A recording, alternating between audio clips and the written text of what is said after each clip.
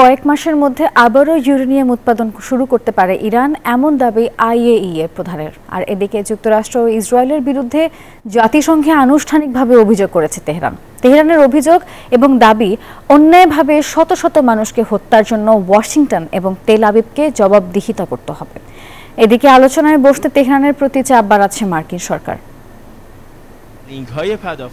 মার্কিন হামলার পর ইরানের 400 কেজি সমৃদ্ধ ইউরেনিয়াম কোথায় তা নিয়ে যখন প্রশ্ন উঠছে, ঠিক এমন সময় জাতিসংঘের পরমাণু পর্যবেক্ষণ সংস্থার প্রধান রাফায়েল গ্রোসি জানালেন, শেষ হয়নি ইরানের পরমাণু, বরং কয়েক মাসের মধ্যে আবারও ইউরেনিয়াম উৎপাদন শুরু করতে পারবে তারা। ইরানের পরমাণু স্থাপনায় আর জাতিসংঘের খবরদারি নয় বলে জানিয়ে দিয়েছেন দেশটির পররাষ্ট্রমন্ত্রী আব্বাস আরাকচি। সেই সাথে পরমাণু সংস্থার প্রধানকে তেহরানে প্রবেশ করতে না দেওয়ার হুঁশিয়ারি দিয়েছেন তিনি। এদিকে যুক্তরাষ্ট্র এবং ইসরায়েলের বিরুদ্ধে জাতিসংঘের মানবাধিকার বিষয়ক হাইকমিশনের দপ্তরে আনুষ্ঠানিক অভিযোগ এনেছে ইরান। এ সংক্রান্ত দাখিল করা এক প্রতিবাদ পত্রে দেশ দুটির বিরুদ্ধে শত শত নিরপরাধ মানুষকে হত্যা এবং বেসামরিক অবকাঠামো ক্ষয়ক্ষতির অভিযোগ আনা হয়েছে।